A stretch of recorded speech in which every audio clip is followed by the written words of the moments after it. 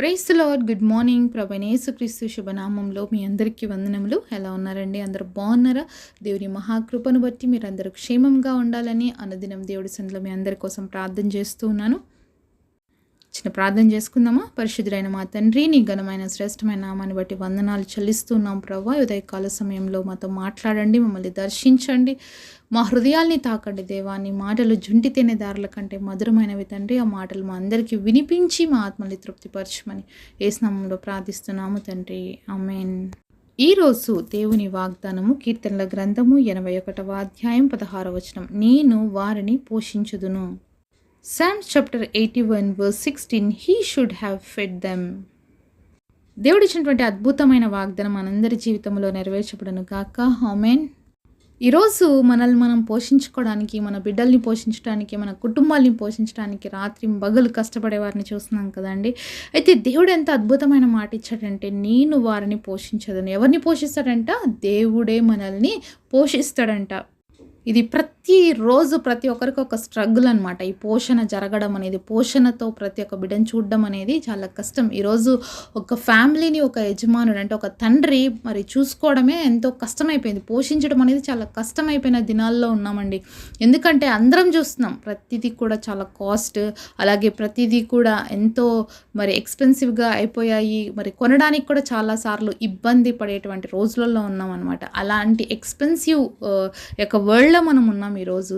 అయితే దేవాది దేవుడు మరి నేటి దినాలకి తగినట్టుగానే ఇస్తున్న వాగ్దానం ఏంటంటే, నేను మిమ్మల్ని పోషిస్తున్నాను. ఈరోజు ఎవరైనా టెన్షన్ పడుతున్నారా? రేపటికి ఎలా అబ్బా, నేను ఎలా తినాలి, ఎలా ఉండాలి, రేపు నా భవిష్యత్తు ఏంటి, నా బిడ్డల భవిష్యత్తు ఏంటి, రేపు వాళ్ళకి ఏం కావాలి, ఎలాగ నేను అరేంజ్ చేయాలి, ఏ విధంగా డబ్బులు సంపాదించాలి, ఎలాగ నా కుటుంబాన్ని పోషించాలని ఈరోజు ఎవరైనా వాక్యం వింటున్నటువంటి మీలో గందరగోళ పరిస్థితిలో ఉన్నారా?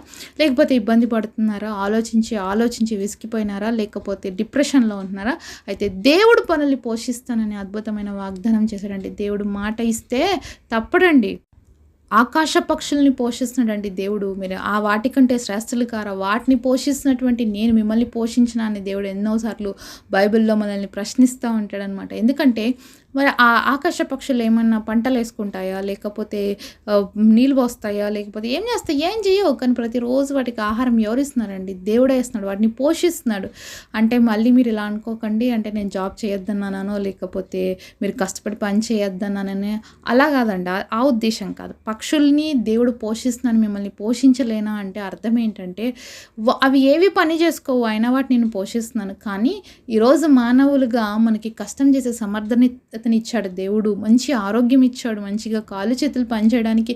ఇవన్నీ ఎవరు ఇచ్చారండి? దేవుడు ఇస్తేనే కదా మనల్ని మనం పోషించుకుంటున్నామని చెప్తున్నాం. కానీ ఆ పోషించడానికి శక్తిని ఎవరు ఇస్తున్నారు? దేవుడు అండి. దేవుడు. ఈరోజు ఎంతోమందికి జాబ్స్ ఉన్నాయి, కానీ పాపం వాళ్ళు జాబ్స్కి వెళ్ళలేక హాస్పిటల్స్లో ఉన్నారండి, ఆరోగ్యం బాగలేక. ఈరోజు ఎంతోమందికి మంచి మంచి పొజిషన్స్లో ఉంటున్నారు, కానీ వాళ్ళకున్న రోగాలు బట్టి వాళ్ళు తినలేని పరిస్థితిలో ఉన్నారండి. తెలుసు కదా. మరి ఇలాంటి పరిస్థితిలో ఉన్నప్పటికీ మరి మనల్ని అయితే దేవుడు ఈరోజు మనం ఏ స్థితిలో ఉన్న మనల్ని పోషిస్తున్నాడు, మనకి మంచి ఆరోగ్యాలు ఇచ్చాడు, కష్టపడడానికి సమర్థతని ఇస్తున్నాడు, మనకు వచ్చే జీతాన్ని ఆస్వాదిస్తున్నాడు. ఎంతోమంది కుటుంబాల్లో తెలుసు కదండి, తెచ్చిన జీతం కూడా మిగలదు. చిల్లు పడినటువంటి సంచిలో మరి సంపాదన వేస్తే ఎలా వేస్ట్గా పోతుందో, ఏదైనా ఒక హోల్ పడినటువంటి సంచిలో మనం బియ్యం పోసినా, ధాన్యం పోసినా అవి వేస్ట్ అయిపోయినట్లుగానే ఈరోజు ఎంతమంది కష్టపడి సంపాదించుకుంటున్నా కూడా వాళ్ళ జీవితంలో ఆశీర్వాదం లేదండి. ఎందుకంటే ఆశీర్వాదం యెహోవా ఇచ్చేది. యెహోవా చేతనే మరి ఐశ్వర్యం పొందుకుంటాం. ఆయన ఇచ్చేటువంటి ఆశీర్వాదము చేతనే మనం ఐశ్వర్యం పొందుకుంటాం. కానీ మన స్వశక్తి చేత, మన సొంత జ్ఞానం చేత ఏది కూడా మనం సాధించలేం. చాలామంది అనుకుంటుంటారు కదా, నేను కష్టపడితేనే కదండి, నేను జాబుకు పోతేనే కదండి మనకి బతకడానికి డబ్బులు వచ్చేది, నా కుటుంబాన్ని పోషించుకోవడానికి. నాకు టైం లేదండి, దేవుడితో ప్రార్థన చేసే టైం లేదు, మందిరానికి వెళ్ళడానికి టైం లేదు, వాక్యం చదువుకోవడానికి లేదు. ఇవన్నీ చేసుకుంటూ కూర్చుంటే నా ఉద్యోగం ఎవరు చేస్తారో అని చాలామంది అనుకుంటూ ఉంటారు కదండి.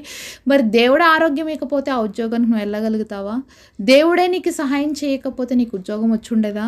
దేవుడే నీకు కష్టపడే శక్తిని ఇవ్వకపోతే నీ అంతకు నీకు ఆ శక్తి వస్తుందా? లేదు కదా. ఇవన్నీ దేవుడు ఇచ్చినట్టండి. అవన్నీ మర్చిపోతాం. ఏదో నేను చదువుకున్నాను కాబట్టి నాకు జాబ్ వచ్చేసింది, నాకు క్వాలిఫికేషన్ ఉంది కాబట్టి నాకు జ్ఞానం ఉంది కాబట్టి నేను సంపాదించేసుకుంటున్నాను, నా డబ్బును దాచేసుకుంటున్నాను అని అనుకుంటున్నావేమో.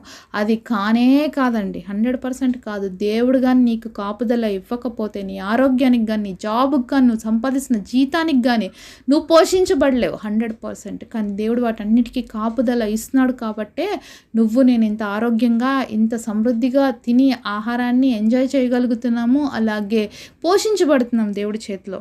బైబిల్లో మరి యోబు సంగతి ఒకసారి ఆలోచిద్దామండి. ఎందుకంటే యోబు సంగతి ఆలోచించావా అని దేవుడు సాతాన్ని ప్రశ్నించాడు. చూసావా నా దాసుడిని అంటే, అక్కడ మరి ఆ యొక్క సాతాన్ని ఏం మాట్లాడుతుంది తెలుసా?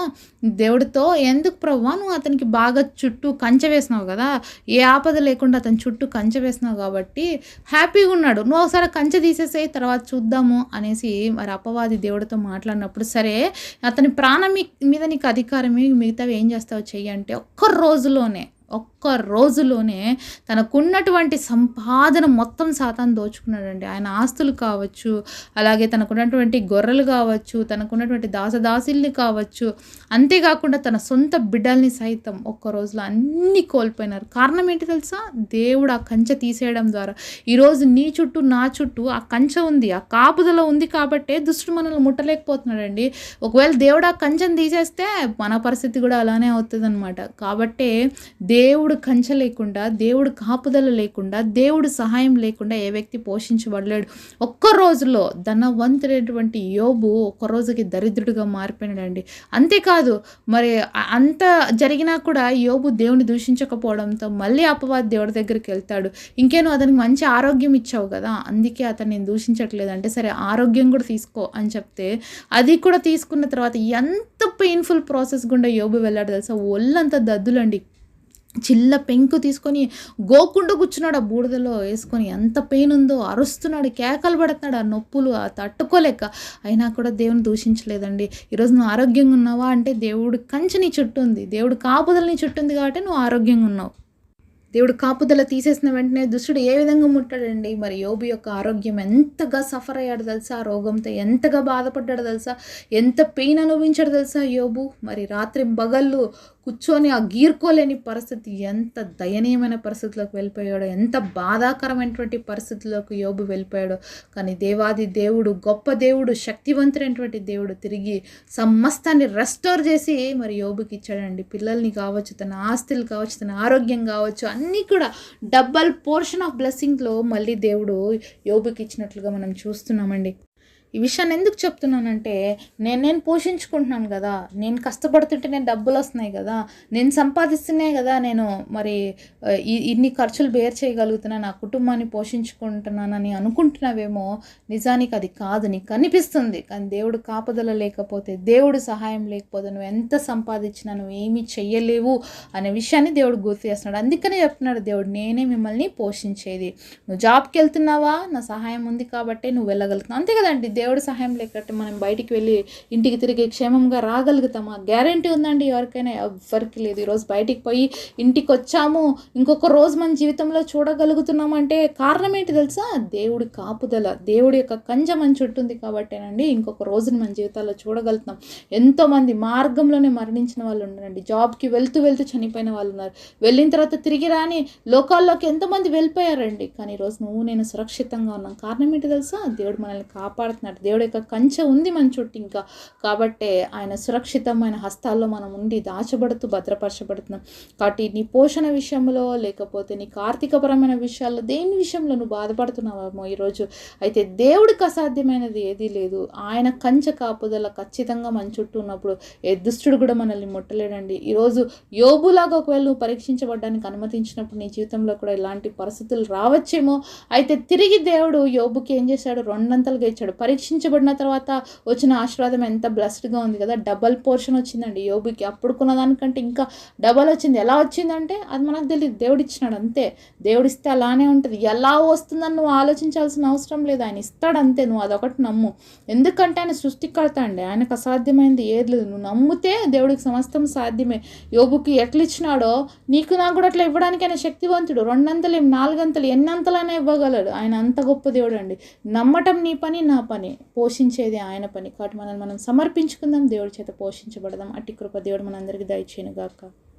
పరిశుద్ధులైన తండ్రి, మీరు మాతో మాట్లాడిన ప్రతి మార్చిని బట్టి ప్రభా మీకు వందనాలు చెల్లిస్తున్నాం తండ్రి. మమ్మల్ని పోషించే దేవా, మమ్మల్ని సంరక్షించే దేవా, మమ్మల్ని కాపాడే దేవా, మీకు స్తోత్రాలు. ఇన్ని రోజులు మేము కష్టపడుతుంటేనే మేము బతుకుతున్నాం, పోషించబడుతున్నాం అంటున్నాం. లేదయ్యా, నువ్వు పోషిస్తున్నావు కాబట్టి మేము సురక్షితంగా పోషించబడుతున్నాం, నీ హస్తాల్లో ఉన్నాం చాలా జాగ్రత్తగా. ప్రభా మరి మా అందరినీ కూడా మీరు పోషించండి, మమ్మల్ని సంరక్షించండి. మా అందరినీ చేతులకు అప్పగించుకుంటుండగా మమ్మల్ని బహుగా ఆశ్రదించమని యేసు నామములో ప్రార్థిస్తున్నాము తండ్రి. ఆమేన్.